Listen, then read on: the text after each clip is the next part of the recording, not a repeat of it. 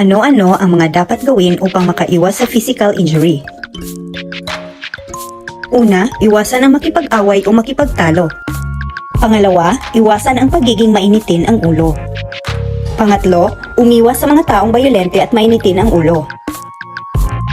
Pang-apat, iwasan ang droga at limitahan ang pag-inom ng alak. Pang-lima, umiwas sa gulo o away. At pang-anim, umiwas maglakad mag-isa sa madilim at magugulong lugar. Kung hindi naman maiiwasan ay nararapat na magsama ng isang tao upang may umalalay sa iyo anuman ang mangyari. Mga paalala mula sa Bacolod Municipal Police Station, Lanao del Norte Police Provincial Office.